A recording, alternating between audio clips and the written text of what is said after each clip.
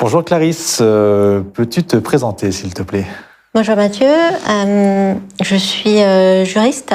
J'exerce cette profession depuis plus de 20 ans.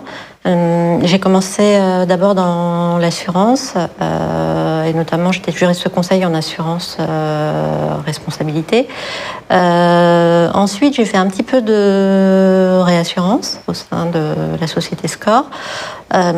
J'ai poursuivi dans la réassurance dans une autre entité, mais cette fois c'était de la réassurance en run-off.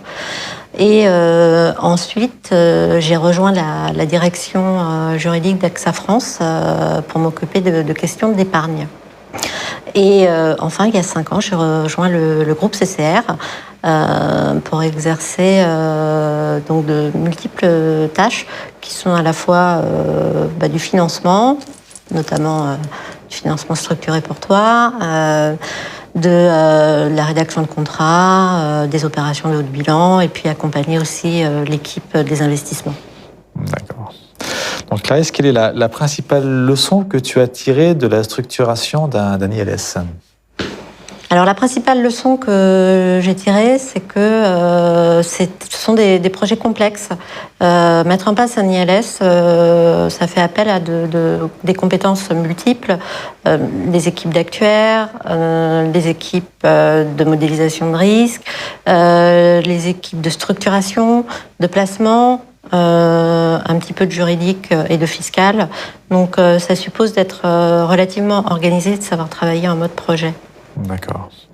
Du coup, que dirais-tu à quelqu'un qui envisage de mettre en place une réassurance non traditionnelle?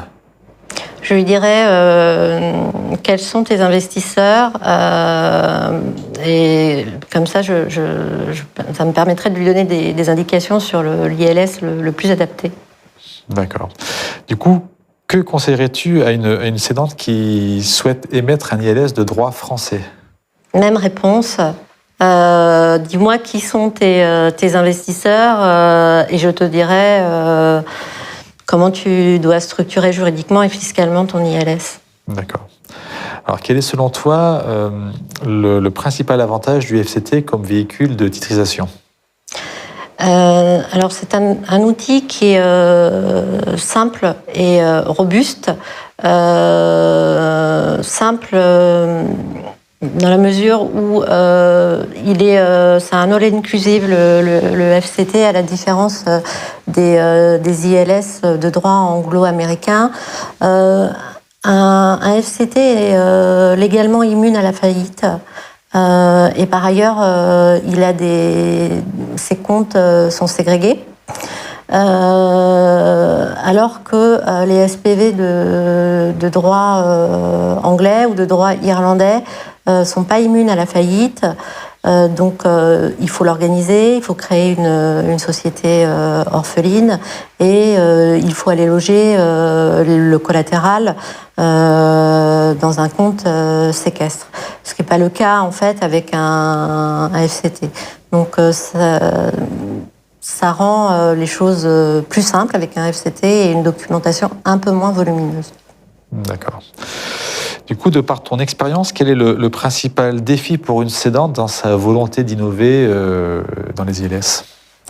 Il n'y a pas un seul défi. Pour moi, il y en a plusieurs. Parce que comme je te l'ai dit, en fait, mettre en place un ILS, ça fait appel à différentes expertises.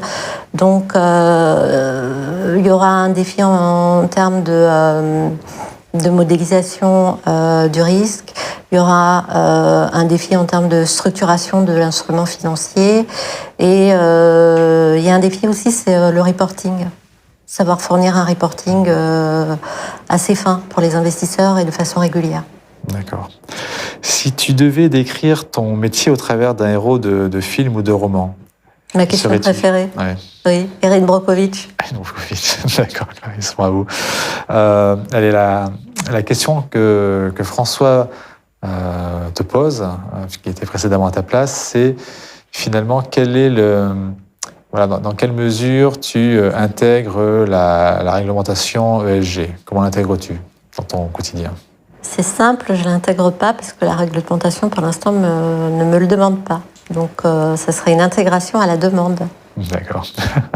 Et donc, du coup, la question pour toi, quelle est la question que tu souhaites poser à la personne qui viendra s'asseoir à ta place? Eh bien, en ces temps de pandémie, quel avenir pour les longevity swaps et les mortality bonds? Bonne question. Merci beaucoup, Clarisse, pour tes réponses, et puis à très bientôt. Merci.